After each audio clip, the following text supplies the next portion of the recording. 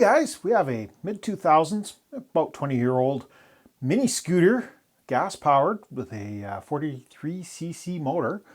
Let's take a look at it, see what it's going to take to get it up and running. Thanks for stopping by. What we have here is a R2-Cruiser. I picked this up from Northern Tools back in, I'm going to say, about 2005. And it was my primary method of campground transportation when I was at EAA AirVenture Oshkosh for a number of years. For the first few years that I went to Oshkosh, just went down in my 2004 Cavalier Z24 that I used to drive, and this thing folded up, fit perfectly in the trunk. Gave me good reliable service, but then once I started getting into, I had got a decent pickup truck, got a motorhome, and then later a camper. Once I got into more elaborate accommodations while I was down there, I got into more elaborate modes of transportation. And this poor thing just kind of got relegated to second class. Now, I did get a new carburetor several years ago and put it on there, but it was never run out of gas. And so that carburetor is probably junk too. It would have been a cheap one at the time. And I don't really want to get it going. We're down in the basement studio today because it's too windy to film outside. But I wanted to just kind of give it a quick once over, come up with sort of a shopping list. We'll see what we can get in the way of bits and pieces for it, come up with a plan of attack, and we'll see if we can get this thing running. I don't know how the lighting is in here. It's kind of a bit of a glare. We've got back tire is flat, the front tire is flat. I don't think that's too major of a deal. I don't know if those have tubes in them or if they're tubeless tires. This is a pretty basic machine. This bike seat's off a mountain bike that I picked up, I don't know, 2-3 years ago. And the reason it's on here is because this had the nice cushy saddle seat, and this one was not the most comfortable in the world. So they got swapped. I do see we're going to need to get a clamp for the seat post.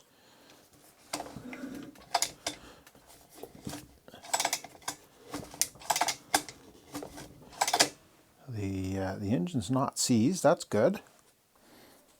I don't know if there's a little dinged up, but not bad.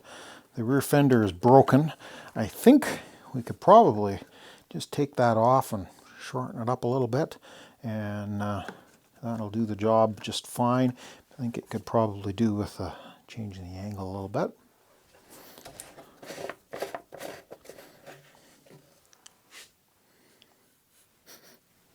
Now, surprisingly, I don't smell anything down that fuel tank, so it's not full of a bunch of stale two-stroke gas. That's good. I think probably we're going to run this on that True Fuel or the premixed fuel that doesn't go bad. I think that's, I try to run all of my two-stroke stuff on that. Unless you're chewing through lots of fuel on a two-stroke, like, running an outboard or something like that. All these small things that just run once in a while, I try and run that True Fuel in.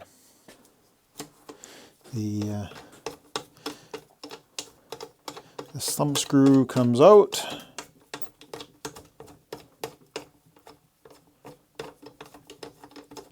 Eventually comes out. Oh, I thought it was captive in there. And the handlebar folds down. And the thumb screw drops on the floor. But basically this is able to, fold down fairly small and fit inside of a vehicle. If the seat's not on here, actually I think we can undo this and shorten the handlebar up a little bit more.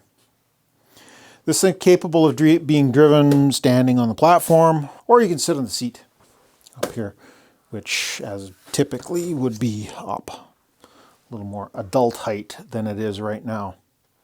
We've got a missing bolt here on a brake handle. Don't know what happened there.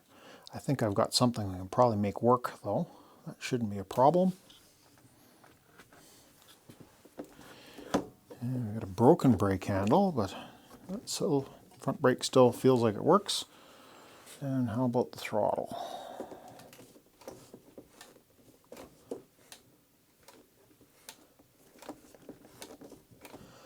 that seems to be okay.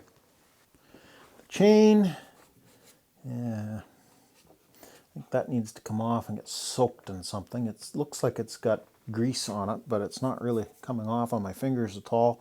And definitely it feels pretty, it feels stiff, it doesn't feel flexible. I've already straightened this kickstand a little bit. Well, I think I want to see if I can find a spark tester. I'll put that in here and see if we can see if we're getting spark out of this thing. Maybe I'll pull that plug out and see what it looks like. Let me put you guys on a stand and we'll pop that stuff open. Try and pop this out. I see that the spark plug boot is starting to fail where it's been pulled out of there, so we're going to kind of get underneath it here if we can. That worked.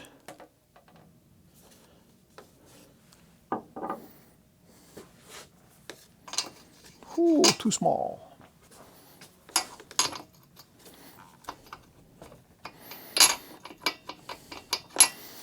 That one's too big. That's an odd size. There we are. What size are we using? 3/4. Well, normally I wouldn't use a 1/4 drive ratchet for this, but I didn't think it'd be too hard to get the spark plug out of there.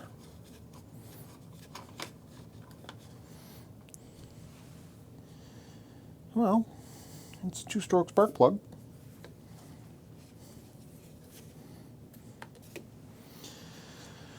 Now, where are we going to get some ground happening here so that we can try and fire this thing? Because that has a plastic case on it. Try taking the cover off the carburetor and we'll see if we can get access to something that can ground that plug. I just want to pull it over and see if we've got any kind of spark.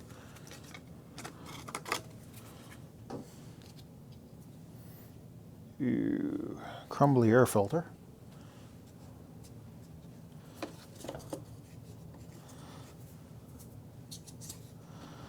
Yeah. I don't know if the bike itself is grounded to the engine, so I'm not sure if just touching the lead to the bike frame is going to give us a spark. Can you guys see that? Maybe. And what do you bet that gives me a good shot? Well, I don't know whether you see that, but we got spark. As I said, we're down in the basement studio here, so I don't really want to fire this thing off. I'm just kind of doing a quick evaluation. I don't really want my whole house smelling like 2-stroke exhaust. Normally we'd be doing this outside. It is kind of a windy day, and unfortunately the garage cleaning has not gone quite quick enough to be able to get us a place to work in there. Well, that looks like a pretty basic carburetor. I think I've got a new carburetor in my stuff. The fuel tank seems to be in one piece. The air filter, we're going to need an air filter for that. That is, ooh, that's pretty crumbly.